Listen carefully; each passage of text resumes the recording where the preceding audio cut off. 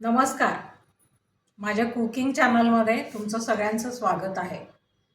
आज आपण झटपट होणारं लिंबाचं लोणचं, एक उपासाला चालणारं क्रश आणि दुसरं गोड, असे दोन प्रकारचे लिंबाचे लोणचे बघणार आहोत. त्याच्यासाठी कुकरमध्ये मी लिंबाच्या फोडी वाफवून घेणार आहे.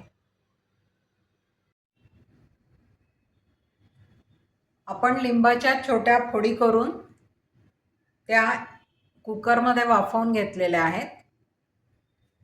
त्याचे आपण दोन भाग केले. याचा आपण उपासासाठी क्रश लोणचं मीठ टाकून करणार आणि याचं गोड लोणचं करणार आहे. तर हे गार होत आहे कारण मिक्सरला लावायचं आहे. तर तोपर्यंत आपण गोड लोणचं बनवू. गोड लोणच्यासाठी आपल्याला साखर, मीठ, तिखट, ही मेथ्या भाजून केलेली पूड आहे आणि हे हिंग, एवढं साहित्य लागणार आहे. तर आपण गोड लोणचं सुरू करू. त्याच्यासाठी आधी गॅस पेटवून साखर टाकू. जेवढ्या फोडी आहे तेवढीच साखर घ्यायची.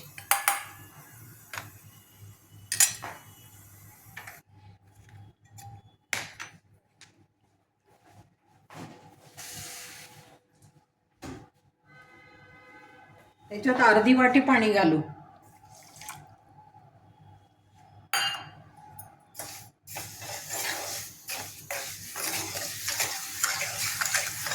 आणि या साखरेचा घट्ट पाक होईपर्यंत आपण याला शिजवू. आपला पाक होतोय तोपर्यंत आपण हे या लिंबाच्या फोडी मिक्सरमधनं बारीक वाटून घेतल्यात उपासाच्या लोणच्यासाठी. याच्यात आपण फक्त मीठ घालणार आहोत.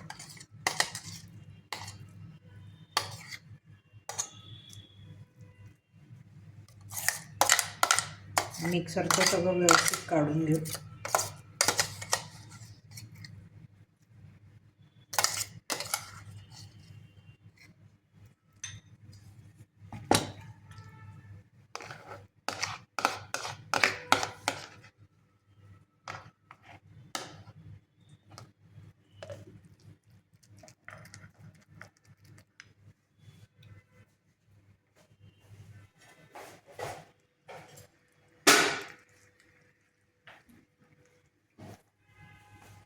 याच्यात फक्त 1 चमचा मीठ.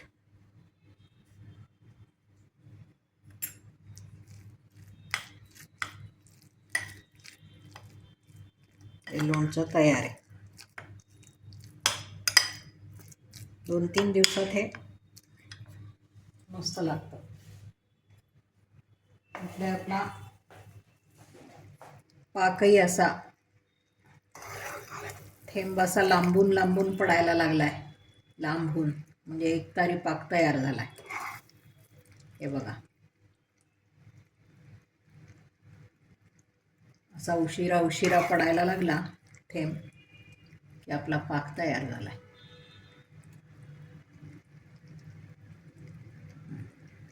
याच्यात आपण लिंबाच्या फोडी घालू शिजवून घेतलेल्या. त्याच्यावर रसासहित घालू आपण त्या फोडी.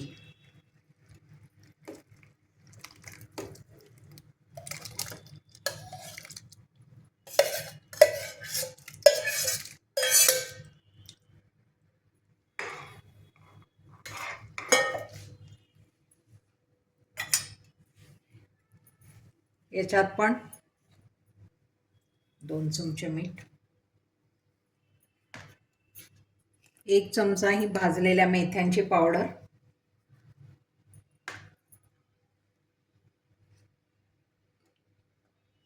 1 चमचा तिखट,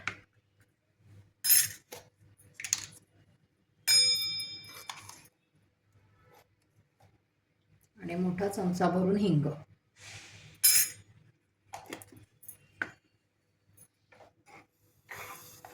आता हे सगळं मिळून थोडा वेळ असं शिजू देऊ. त्याला चांगली एक वाफ येऊ देऊ झाकण ठेवून. आणि मग आपण गॅस बंद करू.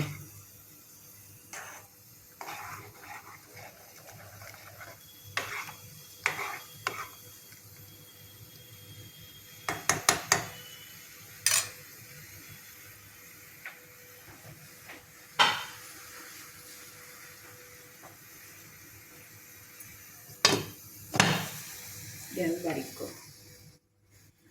चांगली वाफ येऊ देऊ, त्याच्यानंतरच गॅस बंद करू.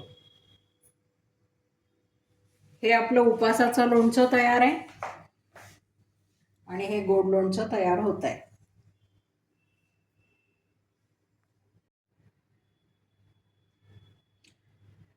हे आपण आता उघडून बघू. याला चांगली वाफ आली आहे.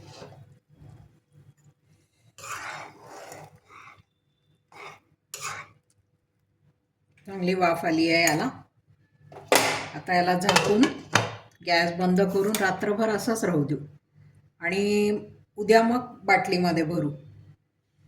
आणि हे लोणचं उपासासाठी जर खायचं नसलं तर तुम्ही याच्यात हळद तिखट पण टाकू शकता. पण मी हे उपासासाठी केलं आहे म्हणून मी फक्त मीठ घातलं आहे, बाकी काहीच नाही. 5-6 दिवसांनी हे याचा कडवटपणा जाऊन खायला तयार आहे. आणि हे तर उद्याच तयार होईल.